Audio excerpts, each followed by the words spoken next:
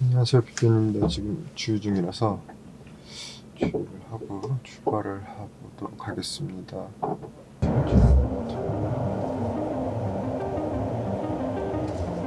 오늘은 저번에 말씀드렸던 대로 저번에 중고차 사기에 대해서 간략하게 말씀드렸는데, 이번에는 가사 쪽 이온, 그리고 이온과 이제 뗄래야 뗄 수 없는 게 이제 상간, 그 부분에 대해서 좀 이야기를 드리려고 합니다. 이온은 기사에서도 많이들 보셨겠지만 출산율, 혼인율은 줄어도 이혼율은 늘고 있어요. 혼인율이 줄기 때문에 이혼율이 늦는 거는 어떻게 통계학적으로 보면 당연할 수도 있는데, 그만큼 많이 문의도 있고 관심들도 많이 있어요. 그래서 간략하게 말씀을 드리면, 이혼 사유는 많죠. 이제 일반적으로 기사에서 보듯이 성격 차이라고 하지만 실제로 성격 차이일 수도 있고, 아니면 다른 저희들이 알지 못하는 다른 사유가 있을 수도 있는데, 법적으로 이혼을 하려면 이혼 사유가 있어야 돼요. 그냥 둘이 좋아서 결혼했는데 한 명이 갑자기 난 이제 혼인생활 못하겠다, 이혼하겠다 하면 다른 한 명은 졸지 이혼남이나 이혼녀가 되기 때문에 그건 인정될 수가 없어요. 이혼을 하려면 이제 남편과 아내 둘 다 이혼하겠다 의사가 합치되면 협의이혼이나 기타 이혼 조정 등을 통해서 이혼이 가능한데, 다른 의견이 협치가 안 돼, 한 명은 이혼을 하고 싶은데 한 명은 이혼을 하고 싶지 않다, 이런 경우에는 이혼을 하고 싶은 사람이 상대방에게 이혼 사유가 있음을 입증을 해야 돼요. 우리 민법에서는 이혼 사유로 총 6가지를 열거하고 있어요. 가장 대표적인 게 부정한 행위, 외도, 불륜, 바람, 이런 거죠. 그다음에 이제 그 시부모나 장인어른 혹은 배우자가 나를 폭행하거나 폭언하거나 부당한 대우를 할 때, 아니 그 다음에는 이제 가출, 악의의 유기라고 하는데 법률 용어로는 나 너랑 못 살겠다고 가출을 했어요. 그러면 상대방에게 이혼 사유가 생기는 거예요. 내가 너랑 못 살겠다고 그냥 가출을 해버리면 이혼이 되는 게 아니라, 상대방 이혼 안 해주면 못해요. 도리어 상대방 너 가출했으니까, 나를 악의로 유기했으니까 너 나랑 이혼해, 그러면 가출한 사람은 상대방에게 위자료 줘야 됩니다. 이혼하면서. 그런 것들을 잘 알고 계셔야 돼요. 그리고 배우자가 나 또는 이제 우리 엄마 아빠에게 부당한 대우, 아까 예를 든 것처럼 폭행 폭언이 있겠죠. 그런 걸 할 경우, 아니면 이제 생사불명, 3년 동안 생사불명, 이제 실종신고 할 수 있는 기간이거든요. 3년 동안 내 배우자가 어디인지 몰라.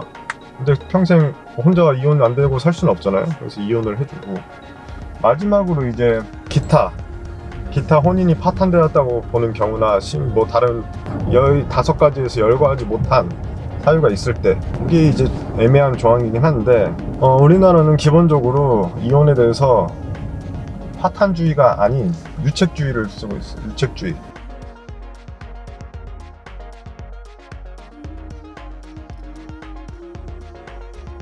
파탄주의라는 것은 이제 둘 다 이제 혼인 관계가 파탄됐다고 보면 이혼시키는 거예요. 근데 우리나라는 이제 이걸 되게 제한적으로 보고 있고, 일반적으로는 이혼을 청구하는 상대방에게 유책 사유가 있어야 돼요. 아까 말한 바람이든 폭행이든 가출이든 이런 유책 사유가 있어야만 이혼을 시켜줘요. 하지만 무조건 파탄주의가 안 되는 건 아니에요. 예를 들어 장기간 별거해서 이제 혼인이 파탄됐다고 본인 보는 경우, 이런 경우는 또 이혼이 인정되는 경우가 있는데, 아까 말씀드렸듯이 기본적으로는 유책주의이기 때문에 이런 파탄주의가 되게 제한적으로 적용이 돼요. 그렇기 때문에 이제 파탄주의만을 믿고 이혼 소송을 하는 경우에는 위험하죠.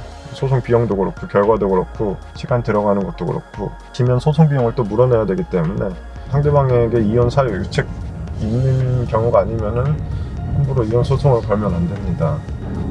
그리고 이제 이혼 사유와 더불어서 이제 다음으로 궁금한 게 양육비, 양육권, 그리고 이제 위자료, 재산 분할, 이런 건데, 위자료는 이거예요. 이혼 사유, 네가 잘못해서 이 가정이 파탄났기 때문에 상대방에게 위자료를 얼마 줘야 된다, 이런 거예요.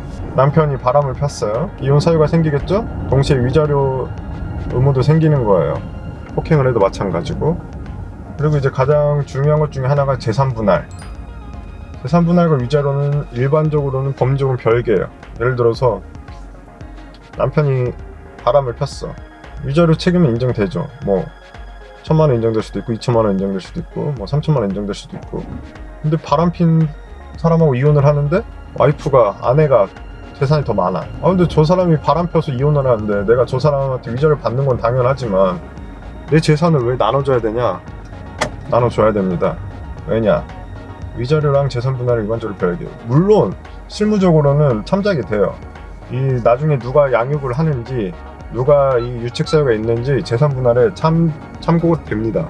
분명 기여도 측정할 때. 근데 어쨌든 원칙적으로는 별개예요. 그렇기 때문에 아내 명의로 되어 있는 재산, 비록 남편이 바람을 피웠더라도 기여도에 따라서 재산 분할을 해주는 게 원칙입니다. 그럼 몇 대 몇으로 해주냐? 이게 바로 기여도인데 그 재산을 형성하는 과정 그리고 뭐 그거를 이제 증식하고 유지하는데 얼마나 기여했냐 양 당사자의 기여도를 따져서 이제 측정을 하죠. 일반적으로 이제 혼인 기간이 길면 길수록 누가 벌고 이 돈을 누가 어떻게 활용을 해서 누가 이렇게 현재 재산을 일으켰느냐 구분하기 어렵죠. 때문에 일반적으로 10년, 5년 이상, 10년 이상 이렇게 길어지면 길어질수록 5대5로 기여도가 5대5로 인정될 확률이 높아요. 하지만 뭐 물론 아무리 길어도 벌기만 하고 막 투자해서 부를 이루는데 일반 당사자는 펑펑 쓰기만 하고 가정도 안 돌보고 이랬다. 이러면 사실 기여도 5대5 안 나오죠. 7대3이 나올 수도 있고 8대2가 나올 수도 있고 뭐 극단적으로는 9대1이 나올 수도 있고 뭐 법리적으로는 10대0도 가능하지만 거의 그렇게 나오는 경우는 없습니다. 재산이 많은 사람은 조금이라도 떼어줘야 돼요.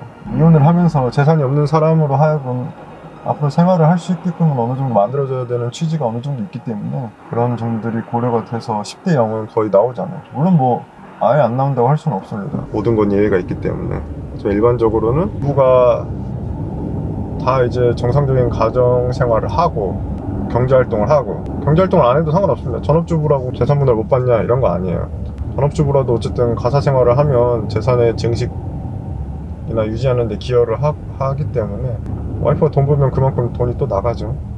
가정 청소나 이제 뭐 아이 돌보미 등등 비용이 더 들어가기 때문에 그만큼 줄인 거잖아요. 그렇기 때문에 요새는 전업주부라고 하더라도 그 가사활동의 경제적 재산적 가치를 인정해주고 있습니다. 그리고 이제 그 다음은 양육비, 양육권. 상간이라는 단어가 뭐 어떻게 보면 되게 낯설기도 하고 이혼만 하는 경우는 나중에 또 분쟁이 발생합니다.